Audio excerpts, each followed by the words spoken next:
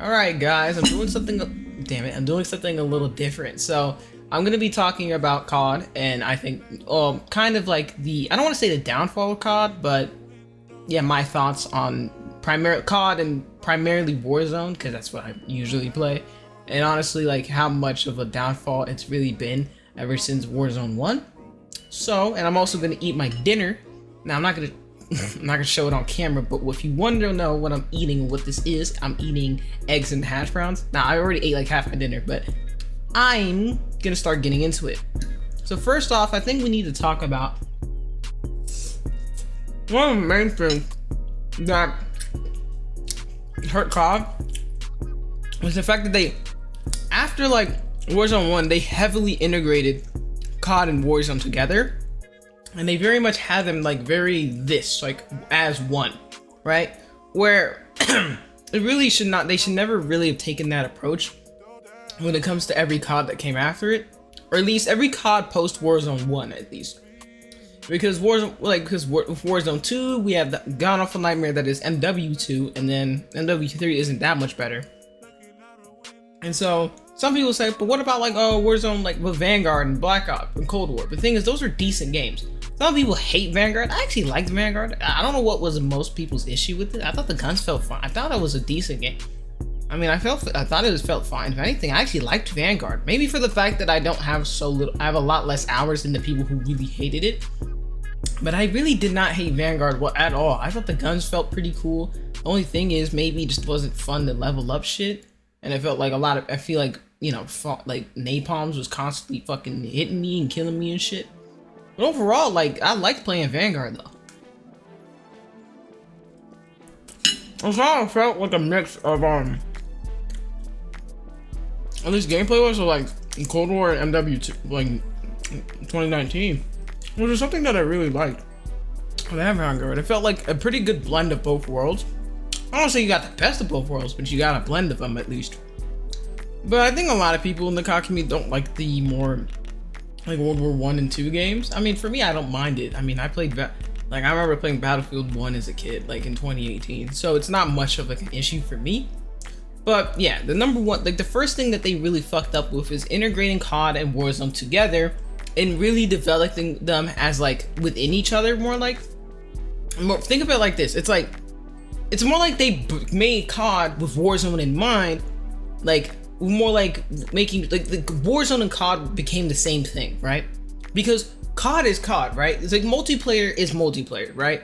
And so what multiplayer became, instead of it being like a game mode that you could just play, now it's more like now you got all these other multiplayer players just coming in trying to get kills and leveling up guns. And so that kind of fucks with like the multiplayer, like the lobbies and stuff, because now people aren't playing objectives, and then people who actually do care about winning, multiplayer matches now get pissed at like all these, the flood of like new COD players that come in from Warzone because they are just here to fucking level up guns and maybe get camos or whatnot if they want that.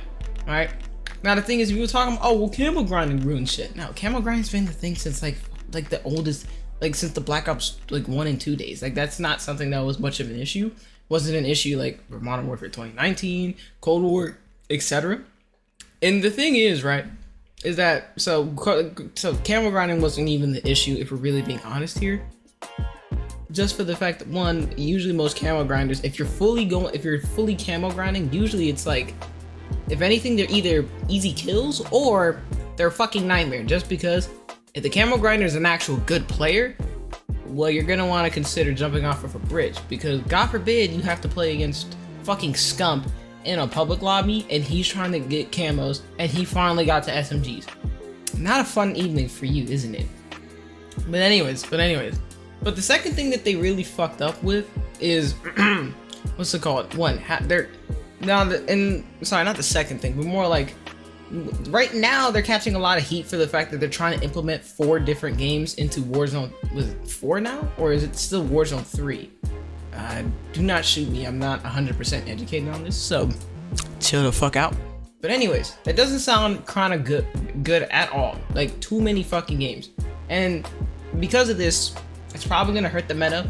And also, now the devs the balancers now have to fucking juggle over 200 weapons But when the thing is, when you have to do so many things, you're just gonna end up accidentally tunnel visioning yourself. And you're doing a little bit, like the full thing, right? Like, think about it. The thing is, right, because I think 3 games was perfect, right? You get 3 games, new system. 3 games, new system, like new Warzone. Because, 1, think about it. Because 1, balances came, right? Because when we look at Warzone 1, for example, hey, a lot of the Cold War weapons, they were a little bit abusive to the meta. Like, you guys remember the Mac 10 and the DMR meta? It was so bad, celebrities were getting on fucking Twitter and begging these niggas to nerf that shit. I remember that. I was there for them days, nigga. Trust me, that shit was awful, okay? So just remember it, right? But the thing is, and then with the Vanguard weapons, it wasn't too bad, but the STG was like really broken though. I can't lie to you.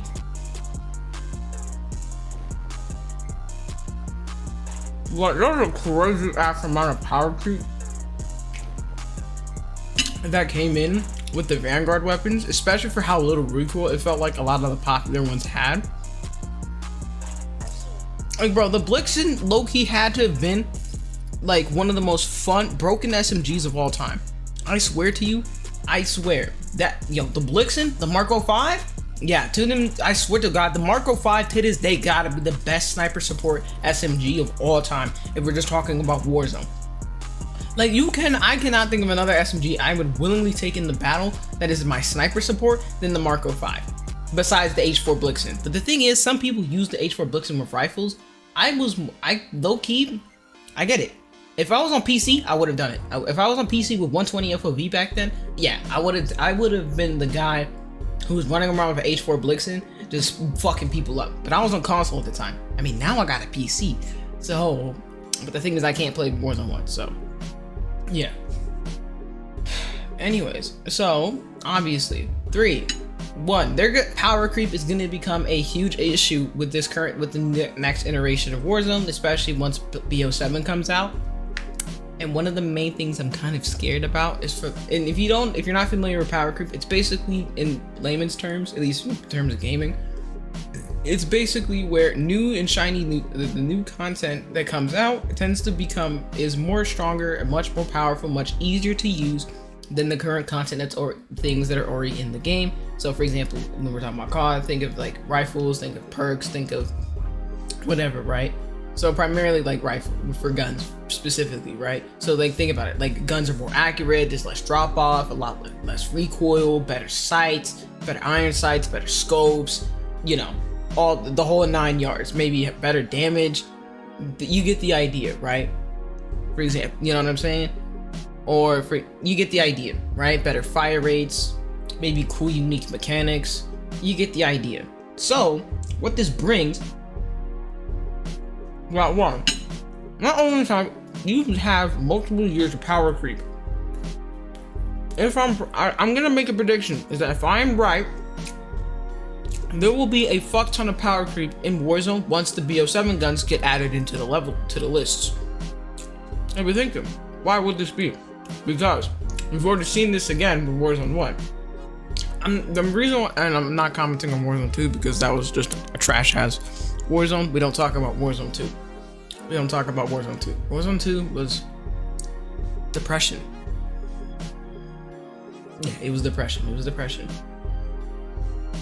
And then the fourth thing is, 1, they got lazy, right? They got complacent, in my opinion.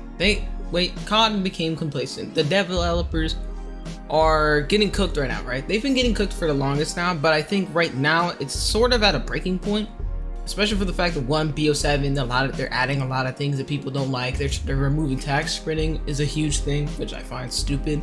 But I think they're going to some kind of like I think they're bringing back like the exosuit movement from like BO4 and those games. Now the thing is, I never really played those games, so don't have me shot on sight. But I know a lot of people don't like it. It might, but the thing is, 1, I don't think most people want a Warzone that has that type of movement, if that's what we're gonna get with Warzone 4. So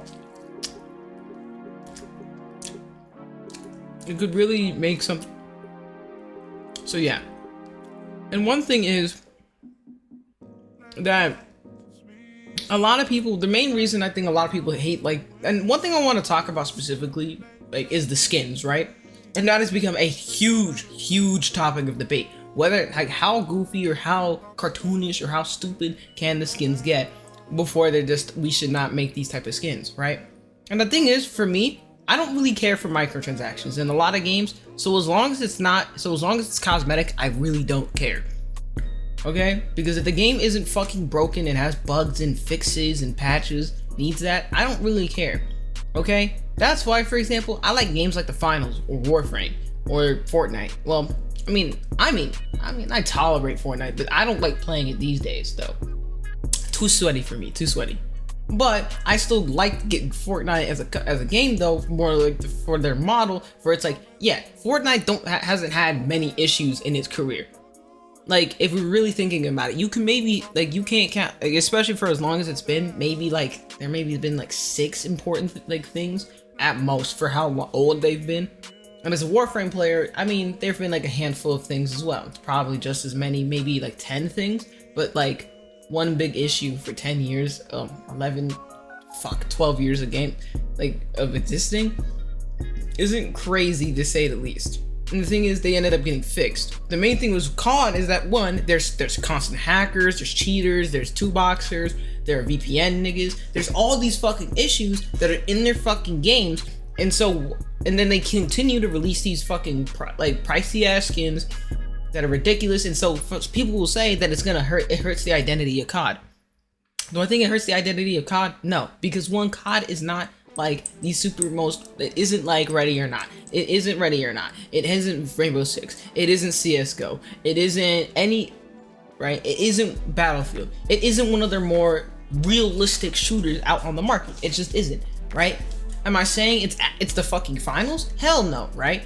Yeah, maybe they could tone it down a little bit, but I really don't care. I love ridiculous stuff like that. I like goofy designs. I like that shit because it's cool. It looks stupid. I find it funny, okay? I find it funny that I can run around as Beavis and Butthead with my best friend. I think it's funny if somebody dicked my shit while wearing a Nicki Minaj skin, okay? I don't care if somebody really just pieced my shit up while using Alucard from Hellsing. I don't care about those type of skins, right? So as long as they don't affect gameplay too much, right?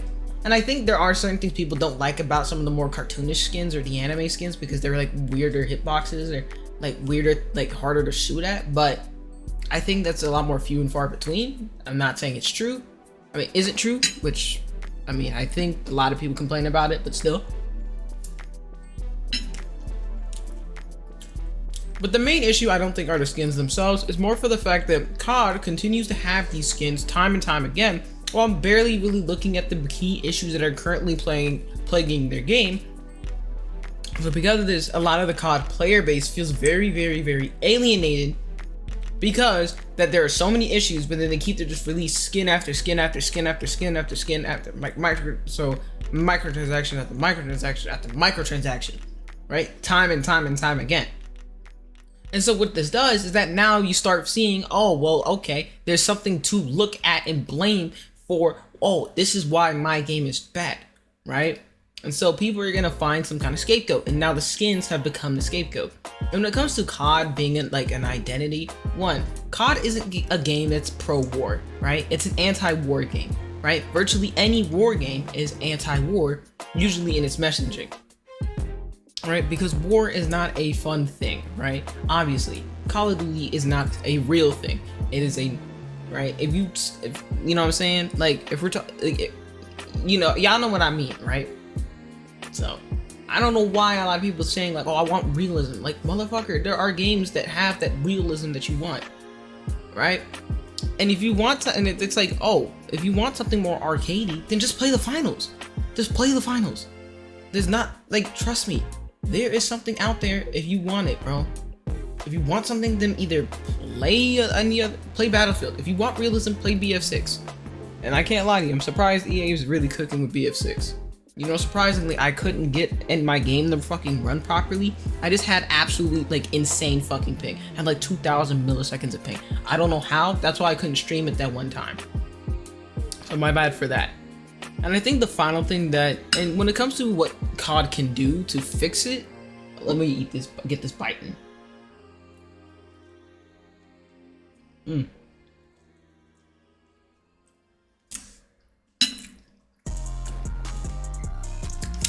of the main things is that they should really change how they are as a company.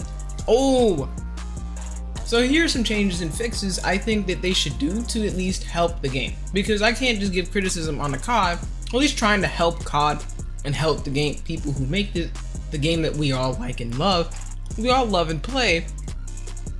Because criticism without a solution is just fucking, is madness.